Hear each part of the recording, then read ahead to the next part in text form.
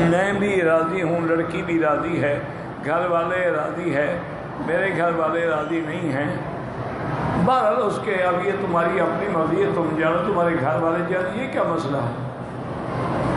بہرحال اگر تم باحیا اولاد ہو تو ایک عورت کے لیے ماں باپ کو نہ ٹھکراؤ۔ باقی شادی تم کر سکتے ہو، ماں باپ کا کیا ہے، ماں باپ تو تمہیں اور بھی مل جائیں گے نا کرائے پر، لیکن یہ لڑکی تو پھر موقع چلا گیا تو نہیں ملے گی۔ اللہ کے بندے والدین کے حکم کی تعمیل کرو، اگر وہ فرماتے ہیں نہ کرو تو نہ کرو۔ حضرت ابراہیم جب تشریف لائے تھے مکہ میں تو حضرت اسماعیل کے گھر میں اپنے بیٹے کو ملنے کے لیے آئے تھے۔ حضرت اسماعیل گھر میں نہیں تھے تو ان کی بیوی تھی، پوچھا کہ یہ نہیں بتایا میں کون ہوں۔ نہیں اسماعیل نے کہا جی اسماعیل شکار پہ گئے ہیں۔ اچھا اس زمانے میں شکار یہ تو نہیں ہوتا تھا گھنٹے کے بعد واپس آئے، وہ تو جاتے تھے اور تیر کمان میں کئی دن لگ جاتے تھے۔ تو نے فرمایا اچھا تم لوگوں کا گزر بسر کیسے ہو رہا ہے؟ اور میں کہا بزرگوں کیا پوچھتے ہو، بڑی تنگی ہے۔ وہ شکار کر کے کوئی پرندے شرندے لے آتے ہیں، کبھی مل گئے کبھی نہ ملے، تو یا پھر زمزم کا پانی ہے، اور تو یہاں کچھ ہے نہیں، ہم بڑے تنگ ہیں۔ انہوں نے فرمایا اچھا جب تمہارا خامند واپس آ جائے تو انہیں کہنا کہ ایک بزرگ آئے تھے اور سلام بھی کہہ رہے تھے، اور یہ پیغام بھی دے دینا کہ غیر اتبت بابک، اپنے دروازے کی چوکھٹ کو بدل ڈال۔ حضرت ابراہیم اسماعیل جب واپس آئے تو پوچھا کہ وہ کون؟ انہوں نے کہا ایسے ایک بزرگ تھے، شکر خدا کی بندی، وہ تو میرا باپ تھا۔ انہوں نے کہا اچھا تمہیں کچھ کہا بھی؟ انہوں نے کہا پوچھا تھا کہ کیسے گزر بسر ہے، میں نے کہا بڑی تنگی ہے۔ تو انہوں نے کہا کہ خامن جب آئے کہہ دینا غیر اتبت بابک۔ انہوں نے کہا میرا ابا مجھے حکم دے گیا میں تمہیں طلاق دوں، الے کی بھی آگے جاؤ میں تمہیں طلاق دوں۔ جب باپ نے کہہ دیا بات ختم ہو گئی۔ ان پہ تو عشق کا بھوت سوار ہے نا، اس لیے ان کو نہ باپ نظر آتا ہے اور نہ ماں نظر آتا ہے۔ ویسے اس کا بہترین علاج یہ ہوتا ہے کہ ماں باپ دو اچھے نوجوان مشٹنڈے بلا کے اس کو باندھ کے صبح شام 3-4 دن تر مارے نا، 3-4 دن میں انشاءاللہ عشق نکل جائے گا۔ عشق ایسے بھوت ہے 5 منٹ رکتے ہیں سارے۔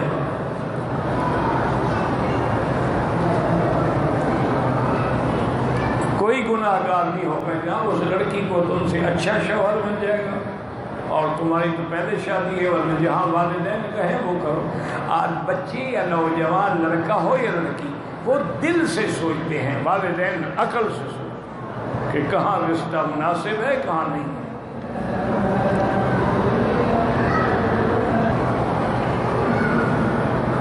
حضور پاک کی تو 11 نکاح تھے لیکن 9 شادیاں تھیں۔ خلفائے راشدین نے کبھی 4 سے زیادہ نہیں کی۔ آج کل لوگ دوسری شادی کو عیب سمجھتے ہیں، جو ایمان والے ہیں وہ تو عیب نہیں سمجھتے، لیکن قرآن کا حکم بھی ہے وَإِنْ خِفْتُمْ أَلَّا تَعْدِلُوا، اگر عدل نہ کر سکو تو پھر ایک ہی ٹھیک ہے، اور اگر عدل کر سکو تو کوئی جھگڑا نہیں۔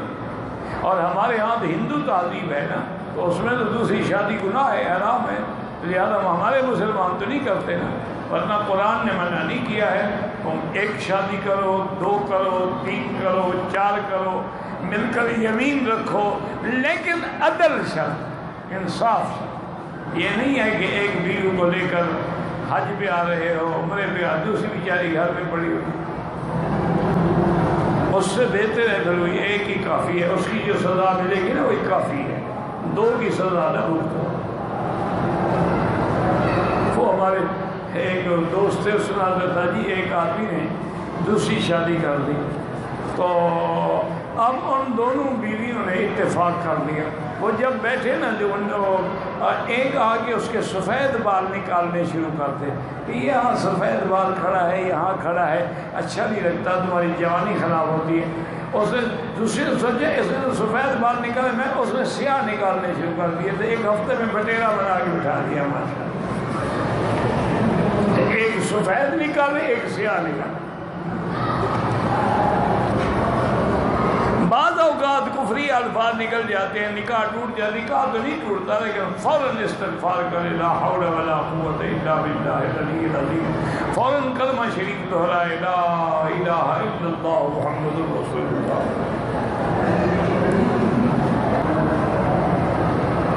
اگر کوئی آدمی اللہ کی قسم کھاتا ہے کہ میں نے چوری نہیں کی تو کوئی حرج نہیں, لیکن کوشش یہی کرو کہ بلا وجہ قسم نہ کھانی پڑے, لیکن سچے ہو تو لاکھ دفعہ کھاؤ.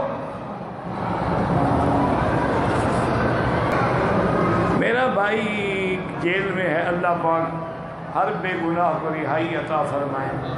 اس سے کہیں کہ وہ زیادہ سے زیادہ حسبنا اللہ و نعم الوکیل, حسبنا اللہ و نعم الوکیل وہ زیادہ پڑھے, چونکہ وہ جیل میں ہے, وہ دکھی دل سے پڑھے گا. تو جب آدمی دل سے پڑھتا ہے نا, اما یجیب المضطر اذا دعاہ, تو مضطر کی پریشانیاں دور کرنے والی اللہ کی ذات ہے. حرم کے اندر عورتیں ایک دوسرے کی تصویر بناتی ہیں, بالکل ناجائز ہے. حضرت اب تو غیرت نام ہے جس کا گئی تیمور کے گھر سے. راجہ داہر ہندو تھا جس نے سندھ پہ حکومت کی. مسلمانوں کی 3 لڑکیاں بڑی خوبصورت تھیں, اغوا کر کے جب اس کے پاس آئیں تو اس نے اپنے حرم میں داخل کر لی اور زبردستی ان سے زنا بھی کرتا تھا, اسی لیے رکھی تھی.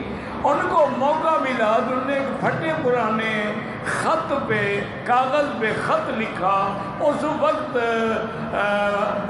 جو گورنر تھا وہ حجاج بن یوسف تھا. اس کو خط لکھا کہ ہم مسلمان لڑکیاں ہیں اور یہ ہندو راجہ ہے اور ہر رات ہمارے ساتھ زنا ہوتا ہے, ہمارا کوئی بھائی بھی نہیں جو ہماری عزت کی حفاظت کرے. حجاج نے فوراً محمد بن قاسم کو بلایا. محمد بن قاسم اس کا بھتیجا بھی تھا, داماد بھی تھا, اور عمر بھی 16 سال تھی. اور کہا کہ فوج لو اور یہاں سے جاؤ اور راجہ طاہر کی تختہ الٹ کے اس کو ریزہ ریزہ کر ڈالو, مسلمان لڑکیوں سے زنا کرتا ہے.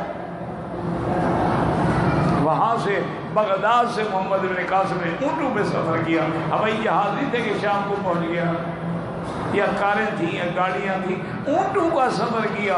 اسی لیے آپ کے ملک میں جہاں جہاں محمد بن قاسم گزرتا گیا وہاں کھجوروں کے درخت ہیں. چونکہ وہ کھجوریں کھاتے تھے, گٹھلیاں پھینکتے گئے تو وہاں وہ کھجوریں ہوتی گئیں. تو سندھ کو باب الاسلام اسی لیے کہا جاتا ہے کہ اس میں محمد بن قاسم داخل ہوا اور اپنی جرت سے اور ہمت سے اس نے راجہ طاہر کو شکست دی.